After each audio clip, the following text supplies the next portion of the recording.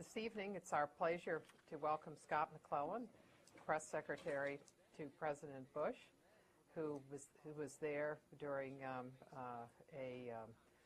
several different time periods of a lot of legislation, of re-election campaign, and so he can speak to us from many different viewpoints in his years there.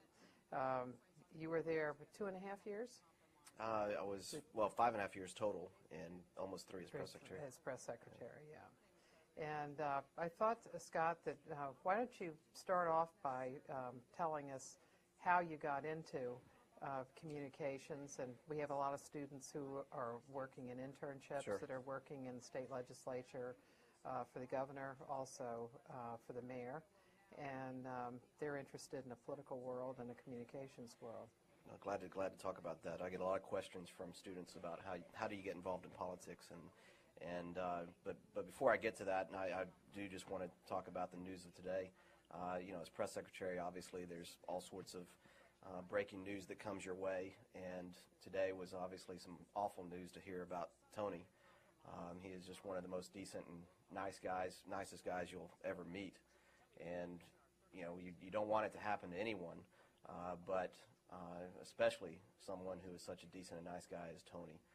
And so we all keep him in our thoughts and prayers on this day, and hope for the best, and hope that we will see him back at the podium sooner rather than later. I know he loves the job as much as anything, and as soon as he can get back, he'll get back, and we all hope for the best on that. In terms of jumping back to myself and how I got involved in politics, part of it was I was born into it, and the other part of it I got involved in it after college. But my mother, I grew up in a family that believed in public service. My grandfather, my mother's father, was dean of the University of Texas School of Law for 25 years, and he taught there most of his life. And he kind of instilled in us the importance of public service as a way to make a positive difference in people's lives. In fact, he used to say that it's not the dollars you make, it's the difference you make. And so I was kind of raised on the importance of public service as a way to make a positive difference in people's lives. My mother, when I was 4 years old, was elected to the Austin School Board in Austin, Texas, that is. I was born and raised there. And so all I ever knew was her being involved in the political world just about from a very early age. By the time I was in 3rd grade, she was elected mayor of Austin after having been the school board president. First woman ever elected mayor of Austin. This was back in the late 70s, all the way through the early 80s. There weren't a lot of big city women mayors at that time. In fact, I remember one time when I was at the U.S. Conference of Mayors. I was probably 10 years old. Mom had recently been, this was probably her 2 years into her first term or so as mayor of Austin, and there I was going on all this kids stuff. We were at Six Flags over Atlanta doing the kids activities for the day, and I loved riding roller coasters when I was little, which probably made it good for me when I got to the briefing room, because you get plenty of roller coasters in politics. But I was waiting in line that day, and this was, like I said, probably 78 or so, and I was standing there by myself. My brothers didn't want to wait in line, so they ran off. I'm the youngest of 4. And there are these older guys, probably college age, that are standing in front of me, and they see my little badge that says Scott McClellan, Austin, Texas, U.S. Conference of Mayors. And the one guy, who's a very big guy, I just remember, looked at me and said, "Oh, so your dad's mayor of Austin?" And I said, "No, my mother's mayor of Austin." And the guy yells up to friends in the front line, "Hey, get this, this kid's mom is mayor of Austin." So, I was kind of exposed at an early age to being in the spotlight, at least a little bit at the local level. And she has gone on to serve in statewide office, and was served 2 terms, most recently as the Texas Controller of Public Accounts, or Comptroller as we call it in Texas, and just finished her 2nd term as that. Well, anyway, upon graduating, or actually my senior year in college, excuse me, I'll turn off my BlackBerry. My senior year in college, I had some extra time. I was taking a lighter course load, and some friends of mine were working on a gubernatorial campaign. And I said, I'd be interested in volunteering just to get involved and see what it's like, because I got a little bit of extra time. Well, I went in. Actually, that friend called me back later that afternoon when I talked to him and said, "Would you be interested in working part-time?" And I said, "Well, maybe. I got some time on my hands." And he said, "Well, the press secretary is looking for someone to work in the press office." And so I literally kind of got my start at the lower levels of the press office in that gubernatorial campaign. So I went in and met with the press secretary the very next day. He hired me on the spot, and I came in early each morning before anybody else got there. I did the clips from all the major papers in Austin, so I compiled the news coverage together, did a brief summary, and sent it out to all the senior staff. And then when we won the primary, they asked me to go full-time and do advance work, press advance work. So I was traveling ahead of the candidate and doing press advance work. We actually lost that race, but there's nothing like a loss to help you learn what it's like. I mean, you learn more from those losses than you do from the victories. And so after that, then I, over the years did a series of, well, Texas politics is my background. I went to work as chief of staff for a Texas state senator. I actually got involved in my mother's statewide races for the Texas Railroad Commission, which regulates the oil and gas industry. And later, I was trying not to continue on with her, and I couldn't continue on with her in government because of nepotism laws, but she kept calling me back. And when she ran for comptroller, her first campaign manager didn't work out, and she asked if I would do it, and I said gladly. It was a very tough race, but she won it, and it was shortly after that race ended. I was helping her a little bit with transition and getting ready to go back to the job that I'd taken a leave from.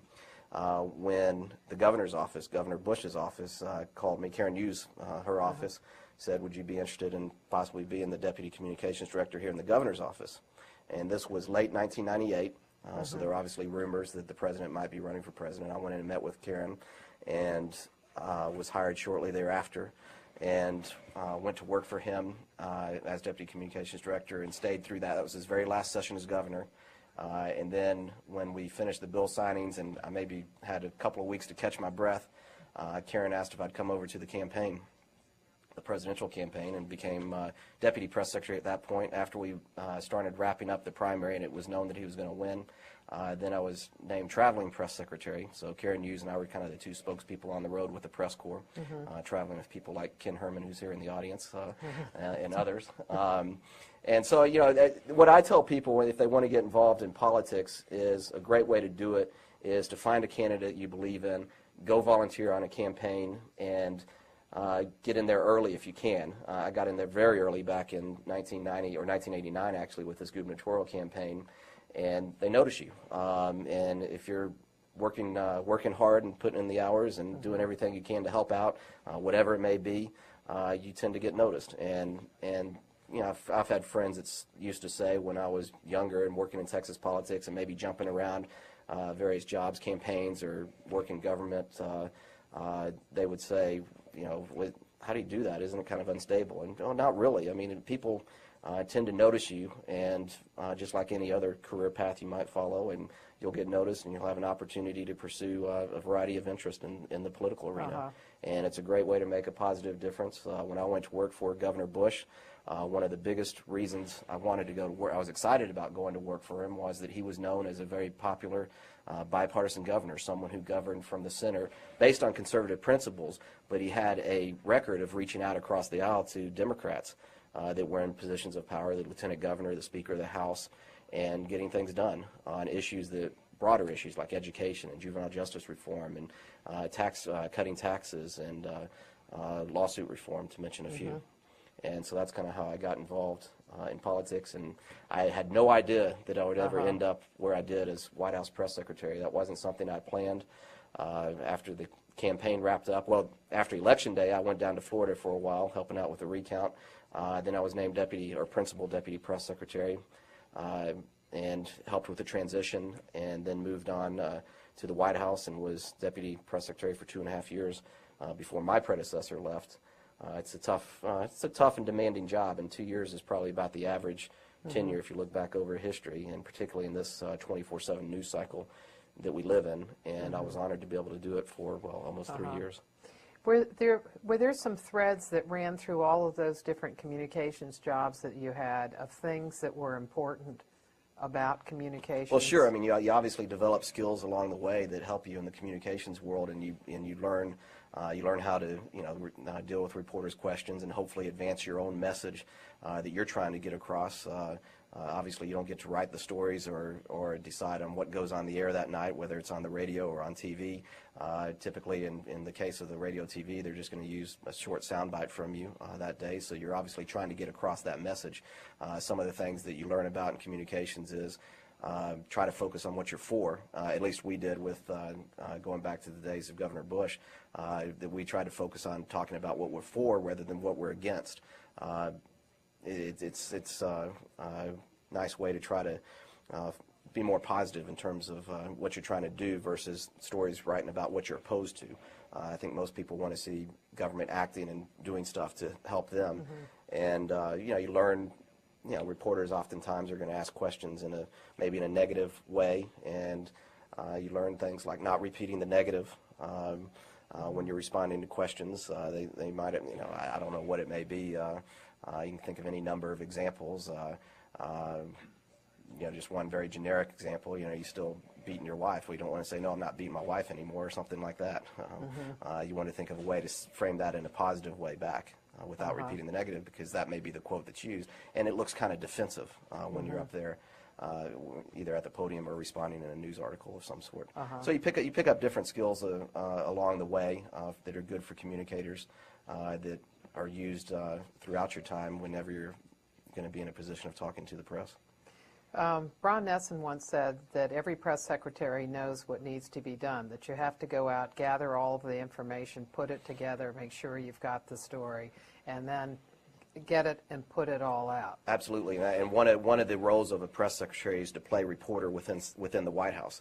I mean, you're speaking for the essentially the entire executive branch.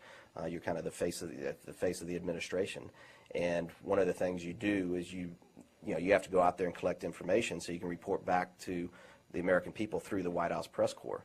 For example, they're looking to you for answers, and typically you can tell kind of what the different news is going to be of the day, or news of interest to the reporters, as well as what you're trying to get across that day. So you look to your sources within the White House, which is your White House colleagues or people throughout the administration, whether it might be a cabinet secretary or your colleague, a fellow communicator over at another department. And you're always, most of your day or morning certainly is spent collecting information, trying to respond to news stories that might have been in the papers that morning or been on the news the night before or breaking news that day, so that you can go back and report faithfully to the American people through the White House press corps and the questions that they're asking. Now, just like a reporter, you learn over time that there are more reliable sources than some sources are more reliable than others, and you learn whose words you can kind of take it at face value, and others who you have to. And you also do a good bit of checking your sources as well. Maybe someone thinks they have all the information, but you're not sure if it's quite right, so you want to go and check that information elsewhere, either in the White House or in a cabinet department or what have you. And I can speak from experience that there have been times when sources have not been as reliable as I would have liked, to put it mildly. Is it difficult when you come in that you assume that you know people, you've known them over a period of time, and so you think of them in personal terms, and that once you become press secretary, you're representing an institution, and they know that, and that it's difficult to get them to be as open as maybe they once were. You're talking about fellow colleagues? Yes, and, yeah, so that it's that one of the challenges of the job, particularly in dealing with people that you've known a long time, is kind of learning how they see their job and what their own interests are, and that it's difficult to get them to be as forthcoming. Absolutely. I mean, there's some that you run across that maybe think because you're the press secretary and you're the one who's talking to the press that maybe they should only tell you so much. Now, my reaction to that is, look, I want to know everything you can tell me about a particular subject or topic of the day, and let me decide what information is going to be provided back to and in what format to the press corps. And then there are some, that obviously want to advance their own particular interest, and you have to take that into account as well when you're dealing with them. The great thing about being press secretary is you have 24-hour direct access to the president, and if you ever need to check anything or you're not getting the information you want, I would just walk into the Oval Office and ask him and if he maybe didn't have all the information at hand, he'd pick up the phone and call someone, whether it was, hey, Condi, get down here, I need to ask you, something, and you would get answers pretty quick if you weren't getting what you needed then. But one of the first things I did, I mean, obviously this White House, after September 11th, became very much more focused, and you know this from covering it, on foreign policy. I mean, before September 11th, it was a different story. There was a lot of domestic issues, but after that time, foreign policy has tended to dominate the news. And one of the first things I did before I started as press secretary was go around to each of the heads of the National Security Council, each region of the that handled each region of the, throughout the world, and I said, give me a briefing. Go over all the key topics in your area, give me a full briefing. Some of them would do one-on-one, others would bring in their entire team and go through the key issues that they're focused on and let me ask questions.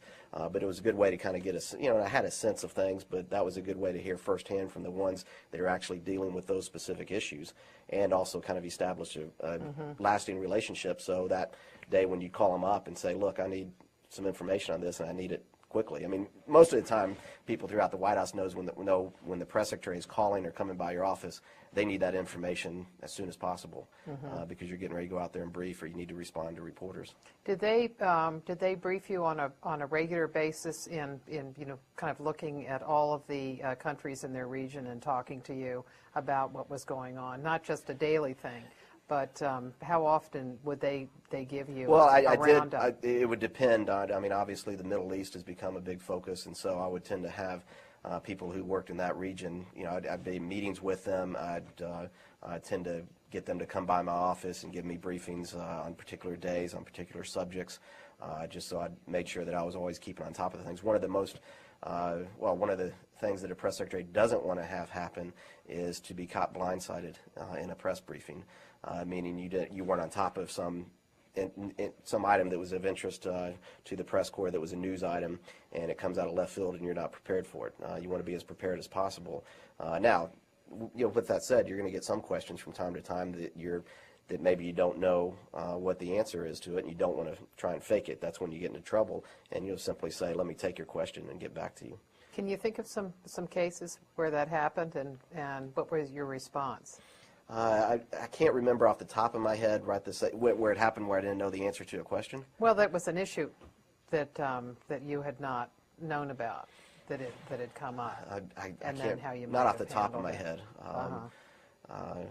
Been too far detached for it now. Yeah. Can you go back and tell us about your relationship with the president? Sure. How often did you see the president? When did you first know him? Like during the campaign, how well did you know him? And then how often did you see him on a daily basis? I've known the president. I think I probably met him first time. It might have been back as early as '88 during his father's president's campaign, but I mean, it was just in passing, maybe shaking his hand or something like that.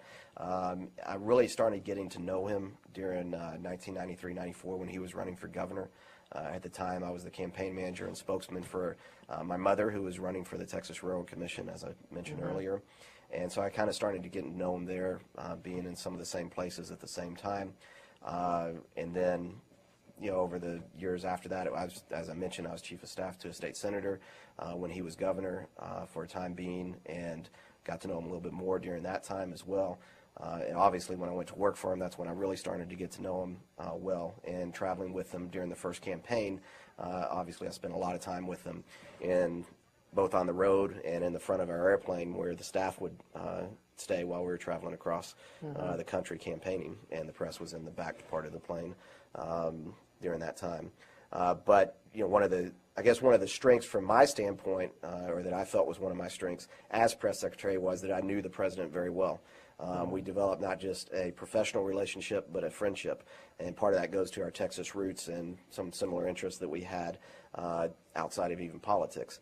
And that was very beneficial to me, but having started with him back in the governor's office, I really came to understand the way he approached issues, his principles, his philosophy, and so it made it easier for me to be able to speak for him once I became press secretary. Even before that, when I was just another spokesman, or part of the team of spokespeople that worked for the president. Did you see him, say, most mornings when he came in? He comes in about 7 o'clock? You asked that.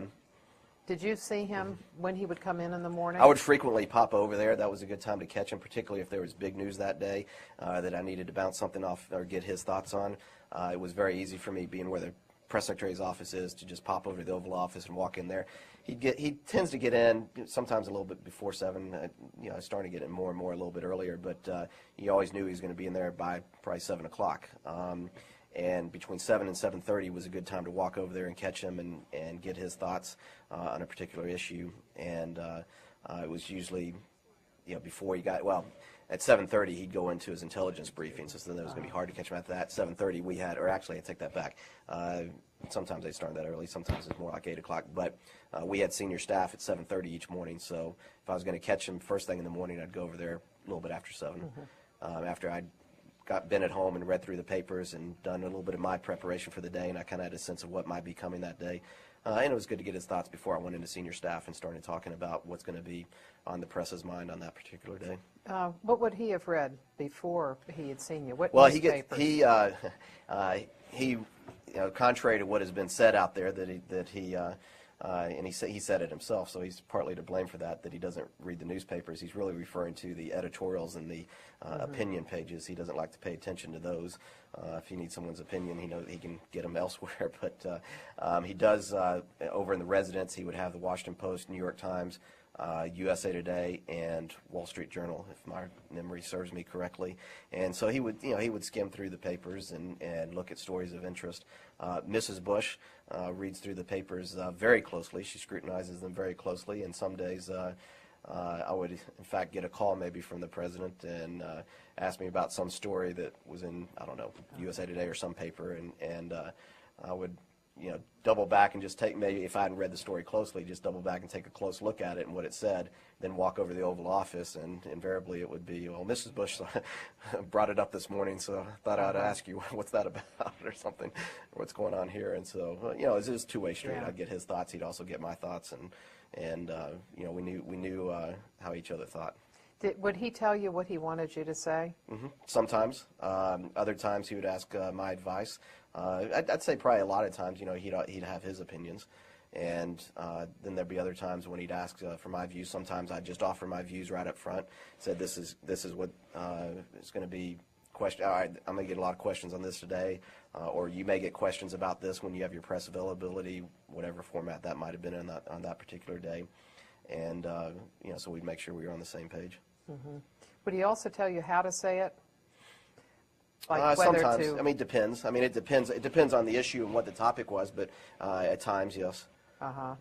Can you think of something? Gosh, I'm trying to, now that I've been out of there for about 10 months, I'm trying to refresh my memory on some of those. I'm trying to think of a time when he'd say, well, just say this, and, I don't think we need to say anything else. There were times like that. Maybe something will come to my mind here in a minute. Okay. In the senior staff meeting, what role does the press secretary play in the senior staff? Well, when I was there, the way this, and this is all the 20 to 25 people probably in the room. It's in the Roosevelt Room in the White House, where it would take place each morning at 7:30. The chief of staff would run it. If for some reason the chief of staff had to be with the president, then usually the deputy chief of staff, whoever's next kind of senior in that line, would run the meeting. But typically, we would start off, the chief of staff would turn to the scheduler, who would go over the president's, here's what's on the president's public schedule for the day, just so everybody in the White House knew what to be prepared for as well. Then it would immediately, that was very quick, then it would immediately go to me, or whoever the press secretary was, my predecessor, Ari Flesher, before that. And I would use that time. I would keep it pretty focused. I wouldn't bother the senior staff with stuff that I knew I could get from an individual that wasn't, big news.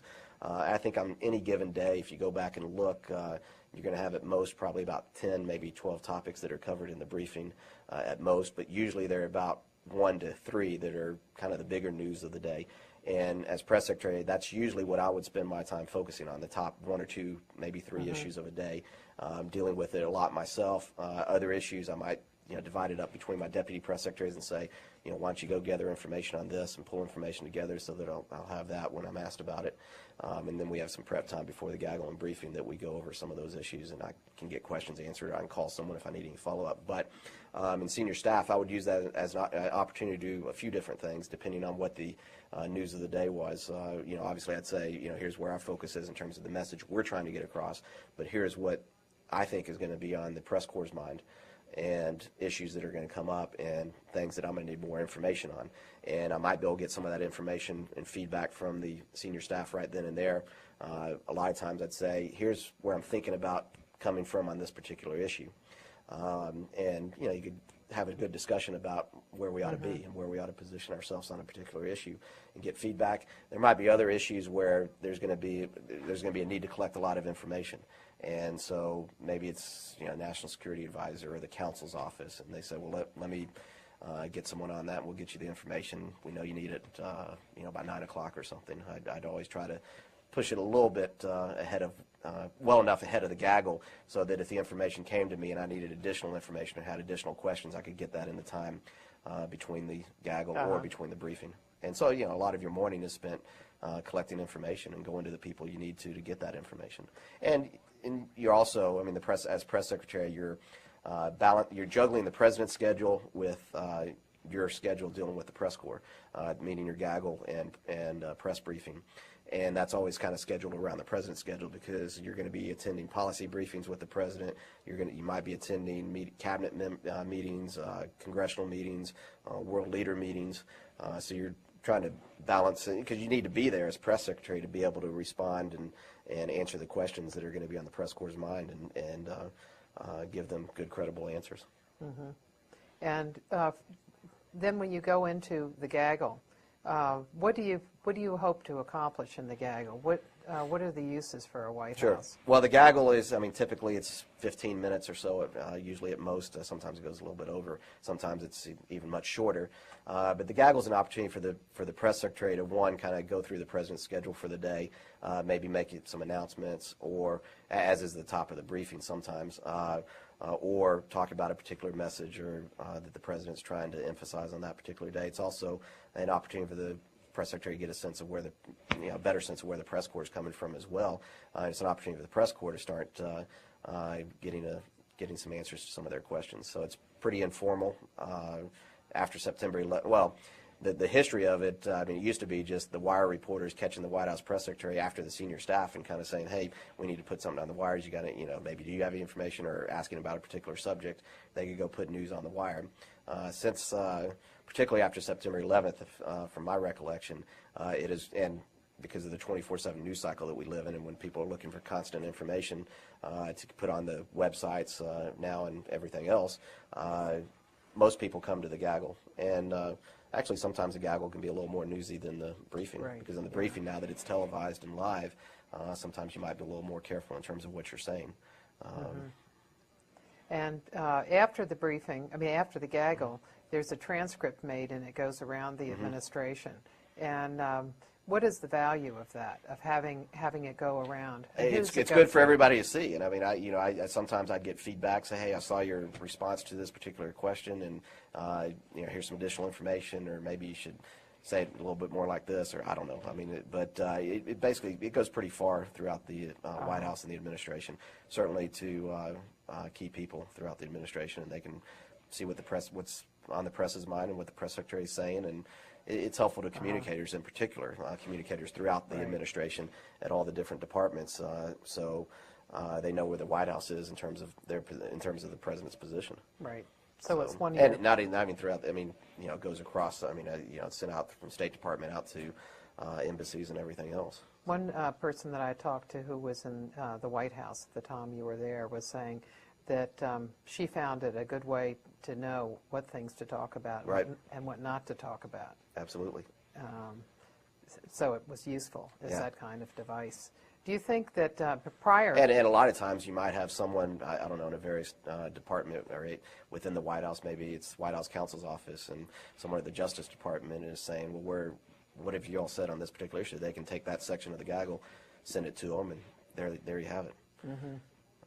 Which is, now the White House is in a position with, speaking of Justice Department, with some issues in terms of transcripts, and here we are transcribing everything ourselves. Yeah. So. What about the briefing? And what use is the briefing? Well, I mean, the briefing goes as long as basically as long as the press corps wants it to go. By tradition, the senior wire correspondent is the one who calls the end of the briefing. So it goes anywhere from probably typically 30, 35 to 45, sometimes up close to an hour if it's a particularly heavy news day. But it's obviously useful for reporters in the sense that they're getting answers to their questions so that they can go back and report to the American people. But it's not the only source of information, and I think most reporters will tell you, they can get a lot more information other ways as well, and they've got to go and do their reporting and checking with sources and trying to dig into information and get the scoops and everything else. I mean, with this White House, one of the things about this president is that he's very disciplined, and he likes to make the big news on his own time frame and announce things on his own time frame. So, a lot of times the role of the press secretary, part of the role of the press secretary is to, as much as you can, leave the president as much flexibility as possible before he's made a decision. You don't want to tie the president's hands. You want him to be able to go out there and, to think through things and get all the advice and input he needs from throughout the administration, and through the policy-making process, and then be able to make the decision on his own time frame. And obviously, reporters are trying to get a scoop and trying to figure out, which is their job, trying to figure out which direction the president may be going on a particular issue or a particular policy. But sometimes the press secretary has to hold the line and try to leave that flexibility there for the president. The last thing you want to do is box him in before particularly a major decision's made. Do you think, though, that sometimes when you're waiting to make news on his terms, that you lose something because others jump in and define an issue? An example. Go ahead. Well, an example of one is corporate responsibility. In 2004, you all took that as an important issue and discussed it in the campaign. Yet when it came up as an issue in late 2001, it was not viewed as a big issue. And the first time that the president really talks about it is in Wall Street speech, and that is in July of 2002. Yeah, that's one of those issues that bubbled up, but it bubbled up pretty fast. It did. With Enron and WorldCom, and that really happened at the end of 2001 and 2002. But because it took so long to get a response, that others came in and defined that issue. Yeah, and part of that sometimes is you're at the whims of the policymaking process. Sometimes the policymaking process doesn't move as fast, and the way it's structured at the White House, you have the White House staff. They're dealing with the various cabinet departments that are focused on a particular issue. In that case, it'd be Treasury, maybe Commerce, and a few other agencies probably. And they're trying to pull information together and make policy recommendations to the president. It goes through a deputies committee, meaning all the deputies in the various offices within the White House, and then it goes through the principals, and then it goes to the president after the principals have signed off, said, here's what our recommendation is, here's pros and cons, and even throughout that process, sometimes the president's going to be getting briefings and saying, asking questions or saying, I want you to look at this particular area. I think that from a president's standpoint, you want to make sure you're making the right decision, that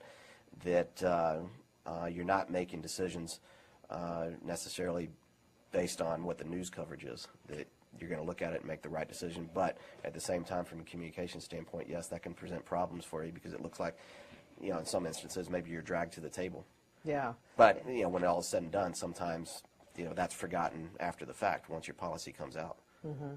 But it seems one of the difficulties of your operation was that as much as you focused on the issues that you wanted to focus on, that it was difficult to listen at the same time, that people would be so busy advocating. Absolutely. That's hard to listen. No, you do get kind of in the bubble in the White House, and it's you want to be able to rely on people on the outside to help provide some perspective to you as well. But when it's a lot easier for me now to step back and look and say, well, here's what the White House maybe ought to be doing than it was when you're in the daily grind of things and you're focused on so many different issues or participating in meetings that sometimes it's hard to step back and realize when things are bubbling up how big of an issue it might be at the time.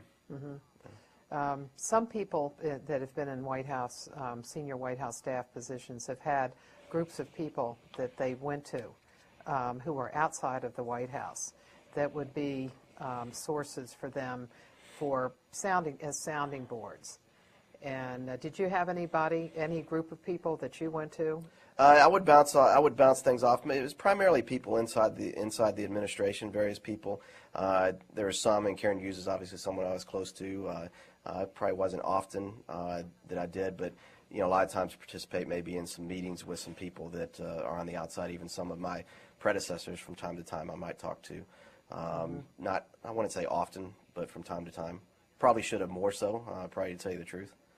But like you pointed out, you get so caught up in the day-to-day stuff. Can you give us a sense of the difference between campaigning and governing when you're trying to work communications in those two environments? What are the differences? Well, I mean, the difference is when you're governing, obviously you have to deliver results. I mean, you have to get things accomplished for the American people. Once you're in office, people expect you, okay, now follow through on what you pledged to do during the campaign and get things done. In a campaign, and the other thing about a campaign is you very much it's for a limited period that it's going to end on election day, except for 2000 when it ended a few weeks later, or several weeks later. But you have a little bit different mindset. And I can tell you from this president, the way he thinks about things. Now he's sometimes fallen short on some of his goals in this area, but campaign. There's a time for campaigning, and the rhetoric might get a little tougher. But when you're in office, hopefully, as much as you can in Washington D.C., where the environment has a natural built-in bitterness and rancor about it, I guess is the best way to say it. But hopefully you're trying to elevate the discourse and trying to figure out ways to bridge some differences and find some compromise, hopefully based on your own principles in the president's view. You were talking about how the president, when he was governor, worked with Democrats. Why do you think that hasn't worked? I think it's several reasons. In Washington. I think that both sides bear some responsibility for it, meaning Democrats and Republicans. When you reach out, you have to have people that are willing to reach back. Obviously, with what has happened in Iraq and how controversial that has become over the last few years, and the president's poll numbers coming down, it's probably led to some more divisive rhetoric, and then to some extent I think the media is complicit a little bit, because the media is looking for at times they're looking for controversy, and they're looking they like it when they get people going at each other to some extent, but the big responsibility really lies with the parties and the elected leaders. I mean, I think one of the interesting things about 2008 that I think you're seeing is that people are looking for someone who is different, not viewed as your typical politician, someone who is going to be focusing on solving the issues that we all care about, that are at the center of our daily lives, like education and energy, the environment, healthcare. I mean, those are all kind of issues that I think people out there in America are saying, look, find a way to work together and get these things done. It's why Giuliani, I think, is doing well on the Republican side. It's why Obama is someone who's pretty popular on the Democratic side, because people view them as not your typical politician, and people that are in their own different ways are interested in trying to find solutions to these problems. Mm-hmm. But Washington's a tough place to change in terms of the president ran on. One of the big things he ran on was, I'm a uniter, not divider. Said, I'm going to change the tone, and we need to change the tone in Washington. And there were some successes early on, particularly with the education bill and working with Senator Kennedy and Congressman Miller, both Democrats, and passing some accountability measures for education. And there are other areas as well, but because of a variety of factors, Iraq being part of it, it's been hard. More of late. Did you talk to the president about where he saw the press's place? Oh, let me back up to finish on one thought. I mean, one thing that the president has always tried to do as president, before that as governor, is try to elevate the discourse. But as I said, I mean, there are a lot of forces in Washington that are pulling on elected leaders. There's the liberal side of the Democratic Party that's trying to pull Democratic elected leaders in one direction.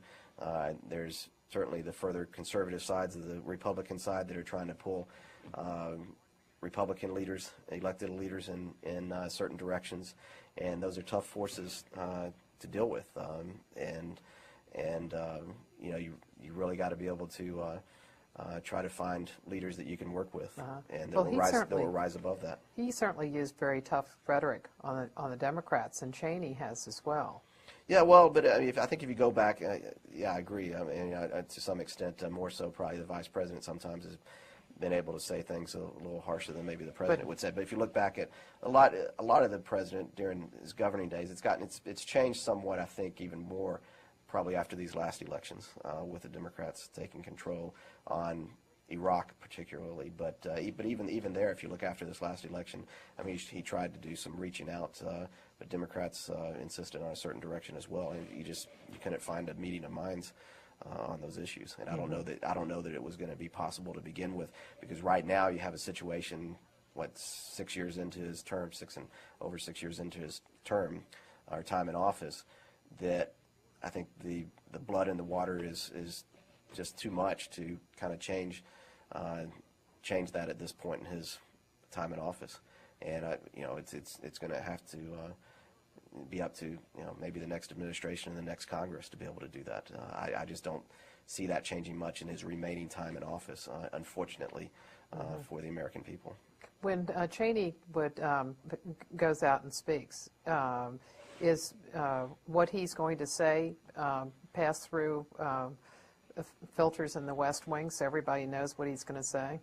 Most of the time, yeah. No, ideally, yes, and it's the way with any cabinet secretary as well. If you're out there giving a major speech, you know, those are things that tend to be run by the White House, and so they know what you're going to be saying in that particular speech. Now, you know, you get into Q&A, and sometimes there's surprises along the way. Mm-hmm. When you and the president have you talked about the press and the press's role in government? Yes. And so what? I mean, you know, part of that is not only the president's view, but and the president has said it publicly in terms of, you know, he knows that the only way to get his message out is through the press, and the only way for the press to get what they need is, you know, to be able to ask him questions and stuff too. Now, with that said, the reality of it might not always be that, you know, each side's getting across what they want or getting as much as they would like, in terms of the president getting his message out, in terms of the press corps getting all the information that they want. Again, I mean, that kind of goes back to some of what I said about the president likes to make decisions on his own time frame. The press is out there to try to break news and report news and get stuff maybe ahead of when you're ready to talk about it, for instance. And so the president, you know, he's someone that likes discipline when it comes to the communicators, meaning that you aren't going out there and freewheeling and speaking without, and it's something that we've always done, and it goes back even to his governor's office, is try to make sure before as much as you can, before you're out there talking about particular issues, that you're talking within the team first, and making sure that everybody's on the same page, and that it's where the president wants you to be as well, first and foremost. When you were at a briefing and responding to reporters' questions, your boss is the president. But where are the American people and the obligations to provide information? Well, I mean, you are serving. You're there, hopefully, to serve the American people as much as anything. But you are working for the president. He was the one that was elected to office. You know, as press secretary, I was speaking for him. I wasn't speaking for myself or anyone else. I was out there to articulate his views and to help shed some light on some of the decisions that he was making as well. And you know, as I mentioned, he's the one that was elected, but you also have a responsibility as a press secretary to try to provide as much information as you can back to the American people through the press corps, within the constraints that might be put on you from the president or you know, the White House in general. And what kind of responsibility do you have to try to encourage White House officials to talk? Well, I mean, it depends on issues, but generally speaking, I mean, you're, you know, from a communications standpoint, you usually take the side of it's better to provide more than less. But I mean, it depends on various issues too. I mean, there are times when the press secretary's hands are going to be tied. I can speak back to my own time regarding the leak investigation that ultimately led to the conviction of Scooter Libby. After that really got underway, my hands were tied. The White House counsel's office kind of led the way in that and said, we're not going to talk about it. Now, from a communication standpoint, that's not always the best way to go. But anytime you get into legal issues, usually the counsel's office is the first to jump up there and say, we shouldn't say anything about it. A lot of times that can look bad and it can look defensive. It can put the press secretary or even the president in a difficult position when you can't talk about it. What lessons did you learn from that experience, and what would you do over? Probably a lot of lessons from that experience. One of the things about another skill you learn is being in communications and having worked in it for a while is be careful how you say things on maybe sensitive subjects, because you know that those words may come back someday in some other way and come back. In this case, it came back to bite me a little bit, but there were some White House officials who had told me that they weren't involved in any way in the disclosure of Valerie Plame's name, and I reported. The way I said it back to the press was that those individuals assured me they were not involved. So to some extent, I was putting the onus back on those individuals, and I was careful about the way I said it. But looking back on it, that was, and some of this, someday I'm actually working on a book, and these are some topics I may get into in more detail, so I don't want to go too far because I got some reporters here covering this, but save some news here. But and I believe it's important for the position that I was in to kind of provide some information back in that format for history's sake. But with the investigation getting underway, now when I initially said on one individual, there was no investigation, or none that we knew of. But once the investigation was getting underway, or we knew that the investigation was getting underway, it's probably best not to get into that at all and to draw a line and say, just not going to get into that in terms of publicly exonerating people, essentially. Why didn't you take it and put it elsewhere? And what happened was, what do you mean, set up a whole different, to have a unit that dealt, like the Clinton White House did? That's right. With Lewinsky. Mike McCurry did that with Lewinsky. Well, I think that it's a much different issue, and at the time, I know from the president's standpoint, from higher ups in the White House, there was a lot that wasn't known, and the decision was made at the White House that once the investigation got underway, that we just weren't going to talk about it. Now, in hindsight, it probably would have been best for me in the position of being press secretary, is when people were saying was so involved, to do what I tried to do after the investigation got underway, which was, look, I'm not going to go down a list of names and start saying, and you shouldn't read anything into that one way or the other. Now, there's some other issues involved where I eventually came back and made some comments about about Scooter Libby after I initially had not, but that was for some different reasons and not necessarily of my own choosing. But I still did get assurances from him. Okay. I'll leave that at that. All righty. Well, let's. See, I've got their curiosity. Yeah, that's right. Yeah. Would you like to buy the book? Yeah. Yeah. Yeah, it's probably a year away at least. Well, in the finishing up on the Nesson quote, in which he said that all the press secretaries know what needs to be done about going out, gathering the information, making sure that it's right, and getting it all out. He said that while everybody knows that, it's very difficult to do. Absolutely. And what are the forces that that operate against getting the full story out? Well, I mean, some of it I touched on earlier. I mean, it depends on who you're dealing with particular issues. Some people are more helpful than others. Just like when a reporter is dealing with a particular source, and on some issues they're more helpful than on others. So one, you're kind of, you're trying to make sure you go, okay, what what are the questions here related to this issue? What are the potential questions, or at least areas I'm going to get asked about on this particular subject? And you're trying to cover all your bases. Sometimes, you're up against the clock trying to pull together as much as you can. And of course, one of the things that you say, I'll go back to an incident that got plenty of attention, and that was a vice president's hunting accident. Well, that happened down in Corpus, or in the Corpus Christi, Texas area, actually B County in Texas, and I wasn't there. And you had a vice president that was set on getting that out in a certain way, and I don't think it was the best way, and advised to do it a different way. And these guys knew that I'd kind of given that advice at that time, but because I'm the public face, I'm the one that they're going to beat up on when something like that happens and they're not informed about it in a timely manner. I thought we could have prevented a lot of problems with that whole issue when it was just an accident if we'd gotten all the information out immediately or as quick as possible.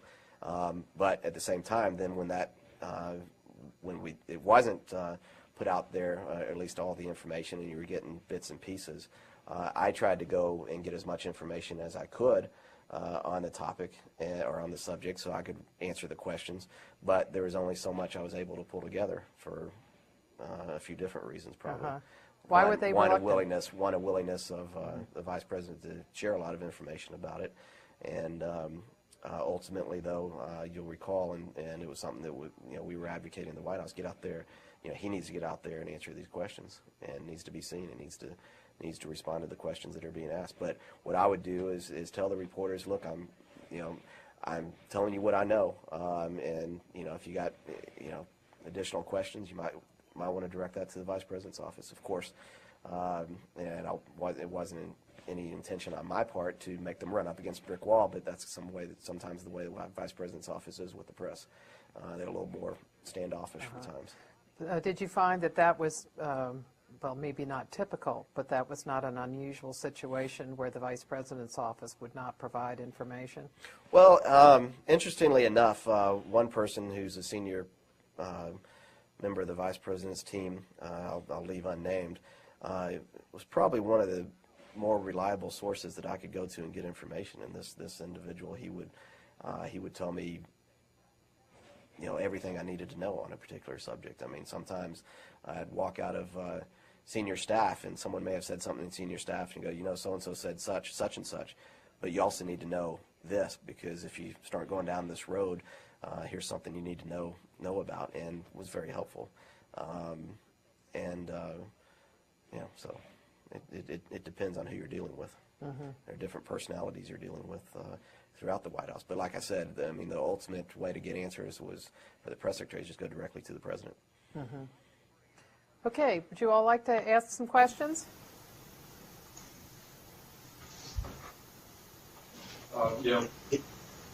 When a journalist be particularly troublesome on an issue, for instance, David Gregory can you or get Helen close Thomas. to the microphone? Because your voice is breaking up. You're saying David Gregory. I thought you were going to say April Ryan, but no, she's sitting over here. That's why I said that. Go ahead. When a journalist proves to be particularly troublesome on an issue, for instance, David Gregory or Helen Thomas, how does that benefit the journalist, and how can that be used to your own benefit? Well, being out of the White House for 10 months now, the flashbacks of Helen and David have started to subside finally. So that's kind of, your transition is going well. But I'm sorry, I interrupted your question. What was the last part of your question? How do you deal with them? How can that be used to your benefit? Yeah.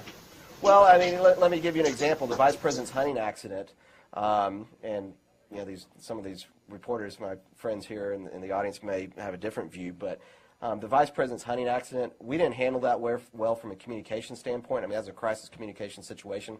Whenever you're in a crisis communication situation, my philosophy is get everything you know out there, everything that you know as a fact, get it out there as quickly as possible. And, because eventually it's going to come out. And we saw that happen even with the vice president's hunting accident. Now, it was an accident, and because of the way the vice president chose to deal with that issue, it became, I think, at least 3 full days in the White House briefing room for me that week, where I was getting peppered with questions on it. From the standpoint of the American people, I think after day 3 there, or even day 2 of it, when that was essentially all the questions that were being asked of me in the White House briefing room, they started going, wait a second, look, this is bad, it's terrible, but it's an accident, and why aren't you spending more time focusing on other issues? Now, from a standpoint of a White House reporter, they got a job to do, and they're trying to find out answers to questions, and they don't have all the answers at that point. So part of it is they're doing their job, and it's kind of like when you're trying to pass legislation, they talk about it's like making sausage. You don't want to see it, but you need to look at the end product. And a lot of times with reporters, what's going on in that briefing room is they're trying to get answers to questions that they're having trouble getting answers to, or trying to find out legitimate information. But I encourage you to judge the reporter based on their actual reporting later in the day. And I know that David Gregory, for instance, he can be very combative in that briefing room, but he's a pretty fair reporter at the end of the day. I mean, he'll go out there and present both sides of the issue. But there are times when you can turn that. Sure, you can turn that to your advantage on reporters. I just cited one. You kind of in that instance with the hunting accident, it's just kind of keep tossing the rope to them and let them hang themselves to some extent, and people get sick and tired of it. Now there are other instances where you can't use that to your advantage. The leak investigation is a prime example. 2 years after, it's almost 2 years, well, not quite 2 years, after I'd gone out there and said that individuals assured me they were not involved in this, it became known publicly, well, that at least one of those individuals had spoken about Valerie Plame to some reporters, and I had to go out there, and the press had legitimate questions to ask. Well, you said such and such nearly 2 years ago, and do you still stand by that? We have a right to the answers on that. But my hands were tied in that instance. Couldn't do anything about it. Mm-hmm. And Helen? And there are other days too when you can, as press secretary. Well, go ahead. I'm sorry. No, go on. I lost my train of thought. No, Seriously. let's go. Well, there's Helen. Yeah. Well, but I mean, did you have any follow up on that question? Well, earlier I said, why, for instance, why would a journalist do that? Because a lot of times that actually makes the journalists look bad from time to time. Well, that's part of it. I mean, that's part of the maybe a downside of the live briefing now. You get to see how they're doing their job and trying to get to the actual report. And that's why I said that it's important to look at the end product as well and what gets seen widely, whereas a briefing may, some days obviously it's going to be live across the board, but most days it's probably just C-SPAN. And so it's not seen widely, but when they go on the news that evening or when they write their column and many more people see it, then judge it based on that. I'll come to the defense of my friends in the press corps there on that issue to some extent. Would it serve as a kind of buttress an argument of yours that you go around to people within the White House and say, look, we've got to be responsive to these questions? Absolutely. You say we're going to get hammered on this, and the president's not going to look good. In fact, a lot of times the way I'd phrase things is look, we got to make sure we're serving the president as best we can, and the best way we can put the president in a good position is to go out there and address these issues. And I need your help doing that. Can you think of any issues where being beat up by the press corps did lead to providing more information than otherwise might have come out? Well, yeah. I mean, sometimes. I think sometimes it's also a way to force people to deal with a particular policy matter. For instance, you mentioned corporate responsibility earlier. There are other issues where maybe the press is hammering you on, for instance, on weapons of mass destruction with regards to Iraq. Well, we're not finding them. Did the president mislead us? Was the president, what happened here? And some of the way you can kind of sometimes force an issue there is, look, we got to provide as much backup as we can, while protecting things that are of legitimate national security interest. But, I think it ultimately leads to things like the National Intelligence Estimate, parts of it being made available publicly, so you can back up your assertion that, no, he was making decisions based on what he was being told by the intelligence community. And the National Intelligence Estimate, people remember, is considered the collective judgment of the intelligence community. Mm-hmm. And we released parts of that, after that became a hot topic. Mm-hmm. To show the American people, show the press corps where here's how the president made it. I mean, there are any number of issues like that. Homeland Security after 9/11, there was a push to develop a separate cabinet agency. I was still deputy at the time. I know that my predecessor went out there, and I think he was the only one that said it, but basically said, no, that we're against creating a separate department. And so when it came time that the president said, well, we're for it, it became portrayed as a reversal, and as it should have been.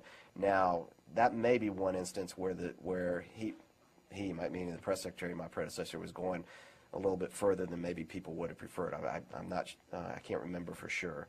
He may have had that. He may have checked that himself. But again, that's a place where you want to leave the president as much flexibility as possible, if you can. I don't think any final decisions have been made at that point. But there we are, on record now, saying that we're against something. But and later because the issue is becoming such a hot issue, it's forcing people internally to look at this and take a good hard look at it. And then the president comes to a decision that, well, he supports doing it. But was it an instance where they wanted to put out the message that they were against it as part of the bargaining process with the Congress? Yeah, and that may have been. Like I said, I don't remember it specifically, all the details of it. But sometimes, as press secretary, you're out there and you're looking to the legislative liaison at the White House. Maybe how can I help put out a message that will help advance the president's particular legislative matter? And so there are times when the press secretary can help in those efforts. Questions? I'm interested possibly following a career in a press office after I graduate. And I know you briefly talked about the positions that you held in different offices on a variety of levels of government. And I was wondering which one you found the most rewarding and where you learned the most. Well, what I found most rewarding was being press secretary. There's nothing like it. I mean, it's something no one can ever take away from you. It's an amazing experience. There are obviously some days that you wish you weren't there, but those are far and few between, I think, overall.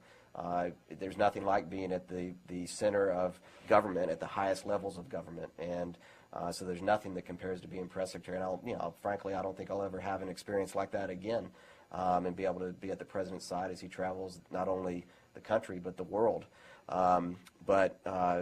Other things, I actually enjoy the campaign side of things too. I talked to you about I like the strategic side of things, and I enjoyed being a campaign manager.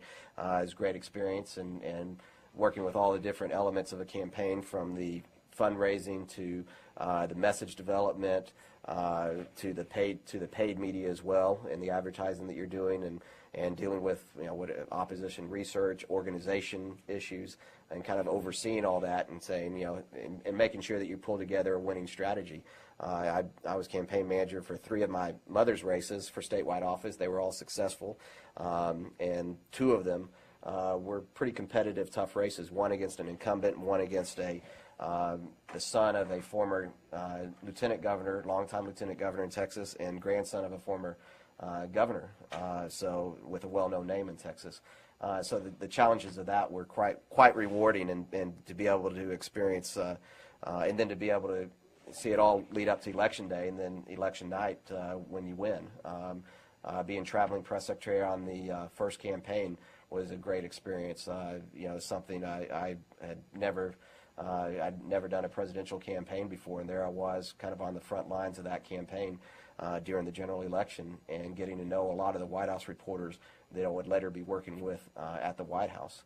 And so, you develop those relationships. But, I'm one that enjoys the campaign side of things, too. And sometimes that's more fun than governing. Governing sometimes takes a little bit longer to get things done. How does the president enjoy press conferences? What is his view of press conferences? There's something that obviously are necessary and important to do. If you look back over the course of time from the beginning, I think that you've seen over time that we've started out where maybe we weren't doing as a whole lot historically, and you track all this, so you can correct me if I'm wrong. But I know when I came on as press secretary, one of the things, one of the goals that I kind of put in my mind was, let's do more. And some of that's pushing the president to do it. There are times when he knows it's very important to go out there and maybe do even a prime time news conference, and that can be to our benefit. There are other times like, why do I need to do this? And he's also one that would much prefer a more informal setting with reporters than a formal setting. He would much prefer to do a press conference probably in the Rose Garden rather than the White House briefing room. The White House briefing room, which is almost finished in terms of being renovated, but it's a pretty small, cramped space, and the reporters are up very close, and sometimes it can lead to more confrontational approach, I think, between the briefer and the press corps. But in the Rose Garden, the press corps could be set back further, and it's a little more, while it looks nicer too, on some days, it also is a little more relaxed environment to it, less tense than I think the briefing room, or certainly less tense than the East Room, where the president might do a primetime news conference or a news conference with someone like Tony Blair, a well-known world leader, for instance. But the president also did a lot of press availabilities in addition to news conferences, where he would take questions maybe after a particular event, like he's talking on energy, and then he takes some questions from reporters. And sometimes that would be maybe just the White House press pool versus the entire press corps, and the other element of it is he's not someone who likes a big build up to a press conference, and when I say that, I mean that the press corps has always got to be ready for anytime the president might decide to take questions, but he would prefer that if we're thinking about a news conference, he wouldn't make up his decision really till the morning of his final decision, but he would there's too much build up in his mind, and it becomes too much of a show if you announce it maybe 2 or 3 days in advance. But in what way is it really a show? It doesn't seem to me that the questions are really that much different. No, I don't think so. I agree with that to a large extent. Although sometimes there's more maybe peacocking, as the president would refer to it, by reporters. But no, I'm telling you, I'm telling you kind of his some of his thinking. Or a seersucker suit. He always loved looking. He always loved looking out there and see some reporter putting on their makeup or combing their hair or something, or wearing their best suit that particular day, and he'd get a kick out of that. But and he's also he would try to go into a press conference with a mindset of trying to break the ice a little bit, because sometimes it can seem too formal and too tense, and so that's why he jokes around a little bit with reporters one on one. Sometimes it throws reporters off. Most of them know him well, know that's just the way he is. And it's a way for him to kind of ease some of the tension in the room, but also to make himself more relaxed as he's answering questions. It's just the way he is. If he has, like, say recently he's been doing a series of off-the-record sessions with reporters, what in the long run is the value of that? Well, the value of that, and we did some of that when I was press secretary. The value of that, from a reporter standpoint, is that they can get to know the president's thinking a lot better. You get into issues, and you go back over history. I mean, up until more recent times, I mean, there are some presidents that never talked on the record unless they were doing a speech or something. For instance, with reporters, I'm talking in groups. They'd bring them in, and it's a way for reporters to get to have a better understanding of the way the president thinks about a particular issue, or maybe the principle behind the issue, how he approaches his decision making. So from that standpoint, I think it's a great benefit to reporters. Now, reporters will say, some reporters have a lot of pressure, say that, well, anytime we're talking to the president, it should be on the record.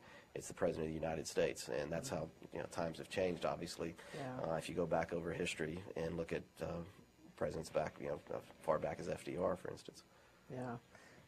But it just seems from the viewpoint of a White House, if you can't use the information, what good is it in the long run? You're not having the quotes out there per se, but it goes into the reporter's mind, and the reporter is able to have that in his mind or her mind, and be able to that it gets reflected in reporting. So did you all notice a difference from those sessions when you had them? Well, I mean, and again, I mean, this is one of those areas where you get into some issues with reporters saying, we love these sessions. Invariably, reporters will come up to me and say, that was great.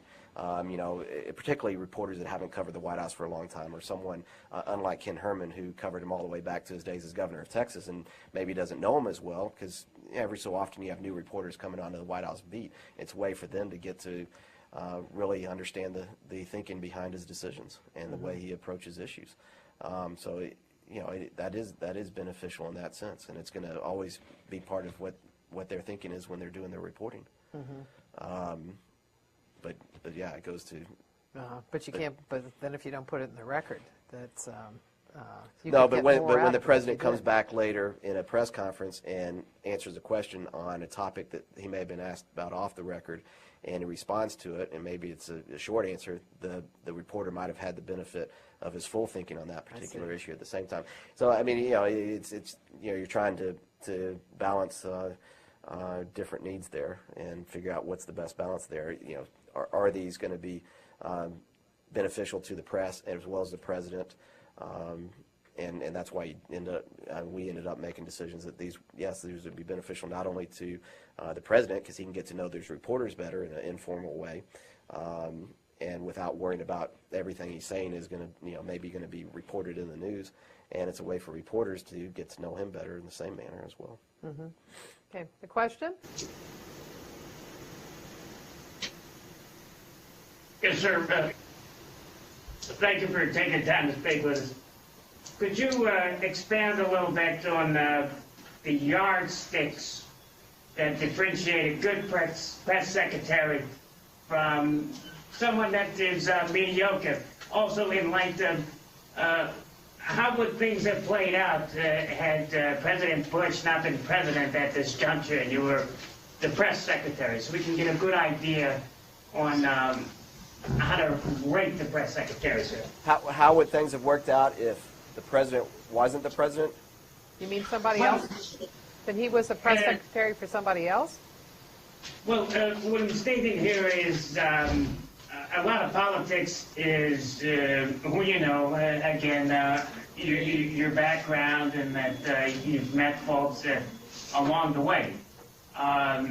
And eventually you have your climax of you're in a good position, sitting well with the current president. However, what if things had played out a little bit differently? What if you were to become press secretary once again 10 years from now? Yeah, no, how would you rate yourself, or how would you? Well, I mean, to some extent, the press secretary is going to be a reflection of the person you're working for. In my case, a reflection of the president, the way he likes to do things. Hopefully, you're able to keep some of your own persona as well in that experience. I think Tony Snow does a very good job of that as well. But in terms of yardsticks, I mean, having been the press secretary, I'd probably leave it to others to try to make do those measurements and how various press secretaries stacked up. I think, but there are a couple of general things to keep in mind. The most important thing for a press secretary is his credibility, and for reporters to know that they can trust what he or she is saying, and they know that they can trust that individual. I think, from speaking from my own standpoint, I developed, I think, good relationships with the press corps during what was a pretty contentious time. Those relationships were actually built, as I pointed out, long before I even became press secretary, when I was working on the campaign, and then when I was deputy press secretary before that, and that was helpful. So people knew me. There's certain things you can say at the podium, and there's a lot more you can say off the podium when you're talking with reporters. And building that trust between yourself and the reporters is a very important quality that you never want to sacrifice as press secretary, compromise, I should say, as press secretary, because once you do, I mean, you're never going to fully get that trust back. And part of that is reporters are looking to see how in the loop you are as a press secretary. It's important for a press secretary, I think, to really make sure that he is pushing himself or pushing those in the White House to make sure that he's included in as much as he needs to be. I mean, obviously, he can't be included in everything. But, one of the number one things I asked the president when he asked me to be his press secretary was, I just want to make sure that I always have direct access to you any time of the day. And he said, absolutely, you got to have that. and then there's a question of different chiefs of staff and have different ways of managing the White House. And some chief of staffs, maybe the pendulum goes too far one direction or the other in terms of what meetings that chief of staff maybe thinks you should be in. But the press secretary should always be pushing, look, and the press secretary gets the president's schedules, maybe he'll see something that he wasn't included in. A lot of times, if that happened to me and I felt like I needed to be in that meeting, I would go to whoever was the person that was coordinating that meeting or responsible for that meeting. Maybe it's the National Security Advisor. Maybe it was the Legislative Affairs Director, for instance, and say, look, I need to be there. And, most of the time I think that they would find a way to make sure I was in that meeting. And if it didn't work, then, that just makes more work for the press secretary.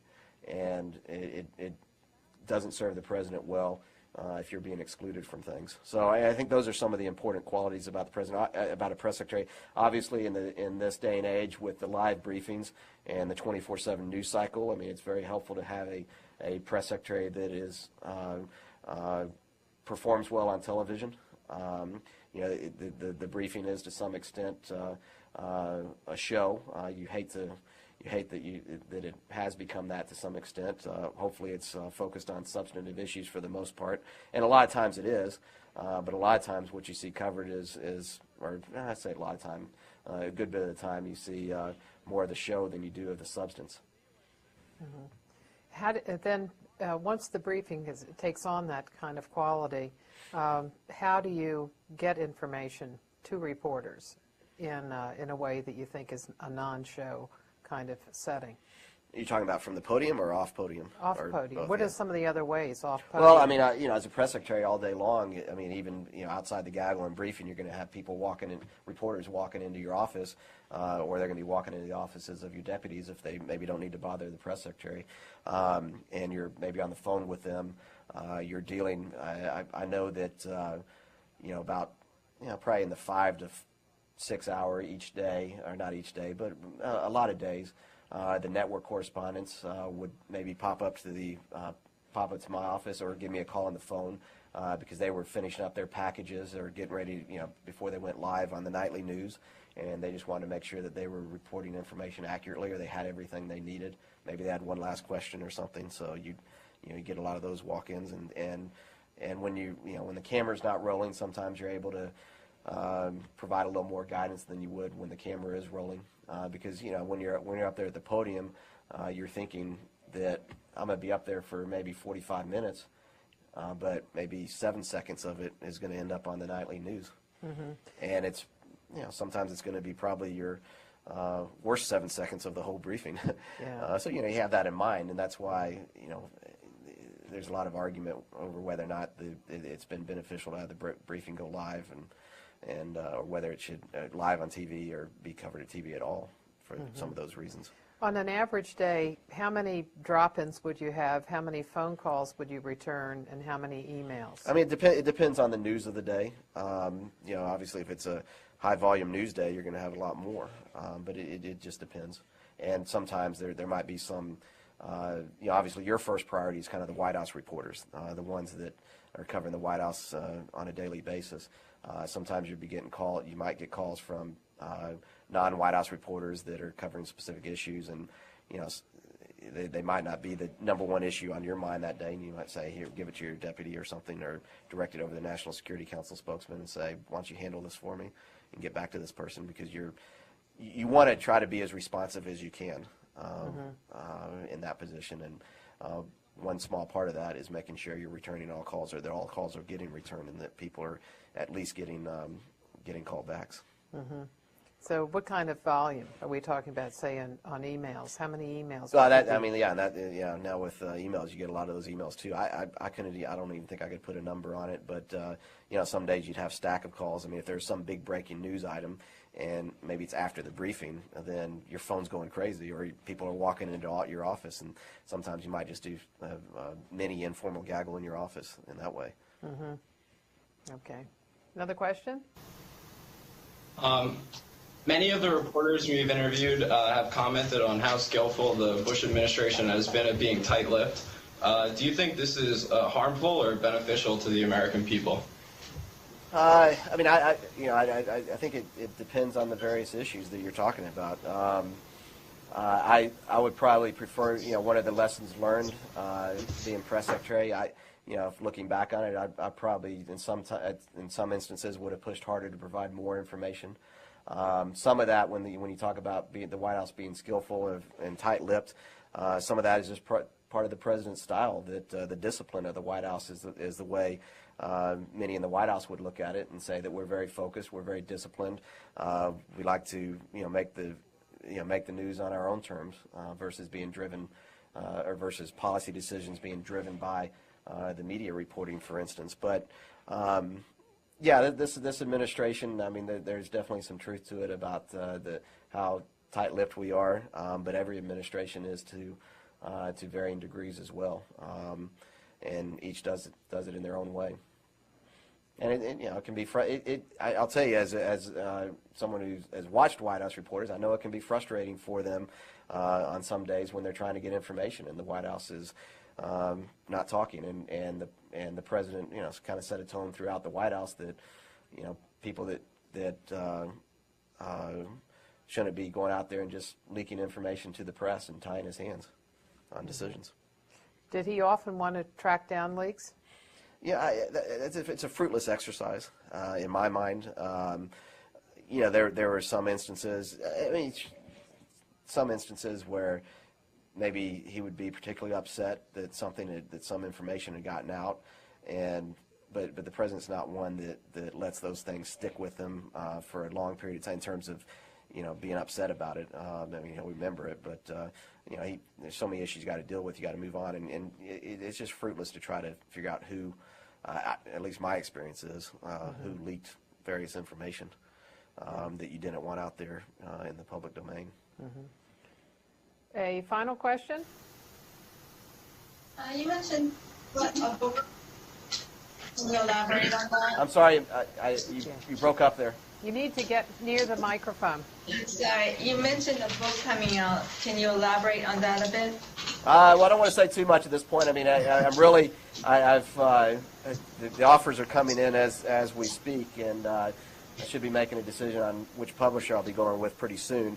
My sense is that it's probably going to be a good year before I get it out, and it's an opportunity. One thing that I want to accomplish with the book, from my own standpoint, is I want it to be candid. I want it to be an opportunity for me to share with people what I lived and what I experienced, but I also want it to be an opportunity for me to share with people what I learned and how that might be applied to make some improvements in the way Washington works, the way our political system works, and also to put it down there for the sake of history so people can piece together all that various information and the various perspectives. I mean, like I said, I was right there at the center of history, and to some extent I feel that I didn't go in as press secretary thinking that I would do a book, but after having left, I think it's somewhat of, I have a little bit of an obligation, I think, back to the American people and back for history's sake to put that information down there and to provide a behind-the-scenes look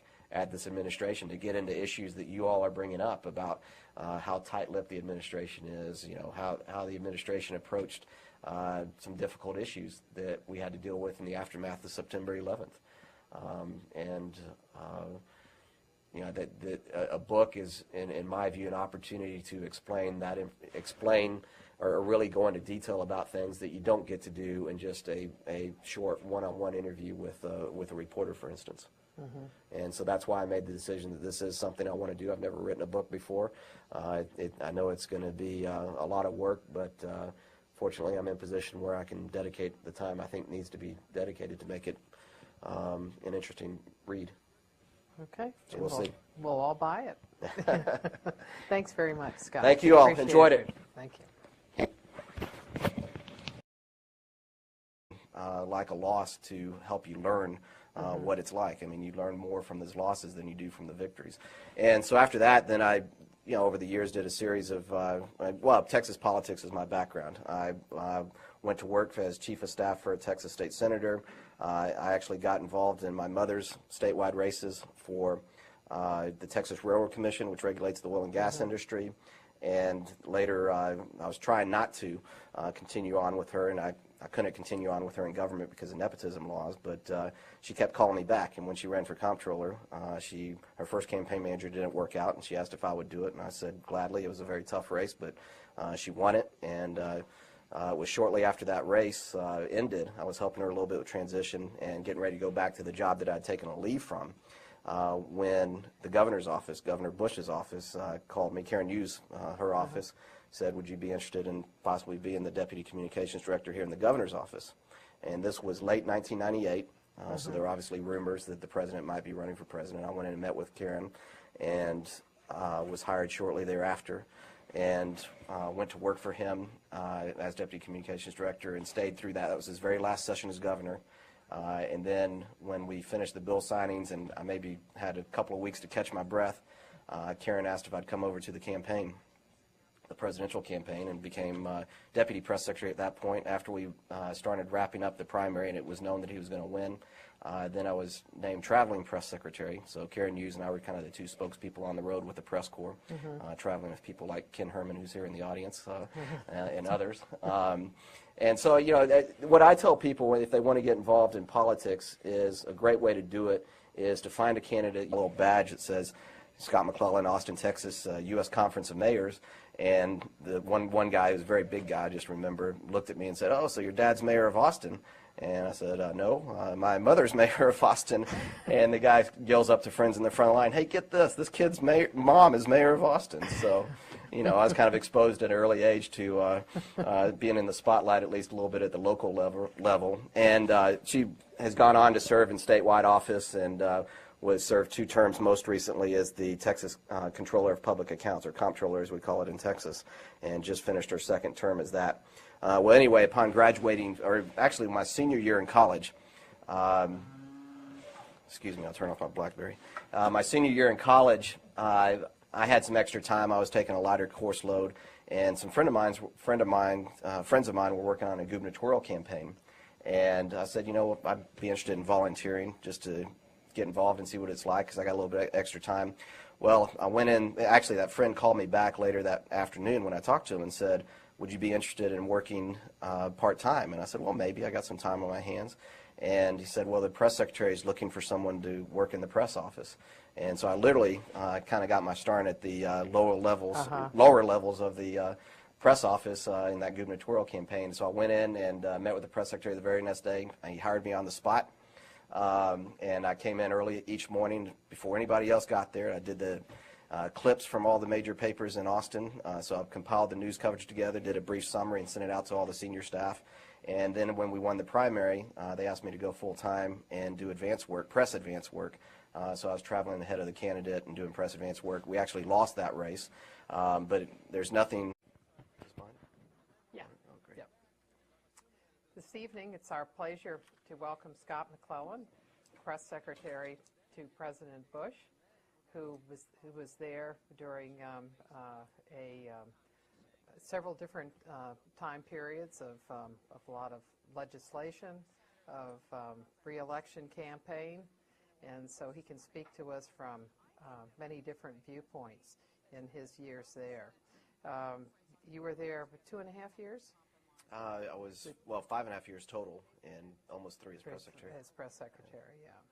And I thought, Scott, that why don't you start off by telling us how you got into communications, and we have a lot of students who are working in internships that are working in the state legislature for the governor, also for the mayor, and they're interested in the political world and the communications world. Glad to talk about that. I get a lot of questions from students about how do you get involved in politics, but before I get to that, and I do just want to talk about the news of today. You know, as press secretary, obviously there's all sorts of breaking news that comes your way, and today was obviously some awful news to hear about Tony. He is just one of the most decent and nicest guys you'll ever meet, and you know, you don't want it to happen to anyone, but especially someone who is such a decent and nice guy as Tony. And so we all keep him in our thoughts and prayers on this day and hope for the best and hope that we will see him back at the podium sooner rather than later. I know he loves the job as much as anything, and as soon as he can get back, he'll get back, and we all hope for the best on that. In terms of jumping back to myself and how I got involved in politics, part of it was I was born into it, and the other part of it I got involved in it after college. But my mother, I grew up in a family that believed in public service. My grandfather, my mother's father, was dean of the University of Texas School of Law for 25 years, and he taught there most of his life. And he kind of instilled in us the importance of public service as a way to make a positive difference in people's lives. In fact, he used to say that it's not the dollars you make, it's the difference you make. And so I was kind of raised on the importance of public service as a way to make a positive difference in people's lives. My mother, when I was 4 years old, was elected to the Austin School Board in Austin, Texas, that is. I was born and raised there. And so, all I ever knew was her being involved in the political world just about from a very early age. By the time I was in third grade, she was elected mayor of Austin after having been the school board president. First woman ever elected mayor of Austin. This was back in the late 70s, all the way through the early 80s. There weren't a lot of big city women mayors at that time. In fact, I remember one time when I was at the U.S. Conference of Mayors, I was probably 10 years old. Mom had recently been, this was probably her 2 years into her first term or so as mayor of Austin, and there I was going on all this kid stuff. We were at Six Flags over Atlanta doing the kids' activities for the day, and I loved riding roller coasters when I was little, which probably made it good for me when I got to the briefing room because you get plenty of roller coasters in politics. But I was waiting in line that day, and this was, like I said, probably 78 or so, and I was standing there by myself. My brothers didn't want to wait in line, so they ran off. I'm the youngest of four. And there are these older guys, probably college age, that are standing in front of me, and they see my believe in, go volunteer on a campaign and get in there early if you can. I got in there very early back in 1990 or 1989, actually, with this gubernatorial campaign, and they notice you. And if you're working hard and putting in the hours and doing everything you can to help out, whatever it may be, you tend to get noticed. And I've had friends that used to say when I was younger and working in Texas politics and maybe jumping around various jobs, campaigns, or working government, they would say, how do you do that? Isn't it kind of unstable? And oh, not really. I mean, people tend to notice you, and just like any other career path you might follow, and you'll get noticed, and you'll have an opportunity to pursue a variety of interest in the political arena. And it's a great way to make a positive difference. When I went to work for Governor Bush, one of the biggest reasons I wanted to go to work, I was excited about going to work for him, was that he was known as a very popular bipartisan governor, someone who governed from the center based on conservative principles, but he had a record of reaching out across the aisle to Democrats that were in positions of power, the lieutenant governor, the speaker of the House, and getting things done on broader issues like education and juvenile justice reform and cutting taxes and lawsuit reform, to mention a few. And so that's kind of how I got involved in politics, and I had no idea that I would ever end up where I did as White House press secretary. That wasn't something I planned. After the campaign wrapped up, well, after Election Day, I went down to Florida for a while, helping out with the recount. Then I was named principal deputy press secretary, and helped with the transition, and then moved on to the White House and was deputy press secretary for 2.5 years before my predecessor left. It's a tough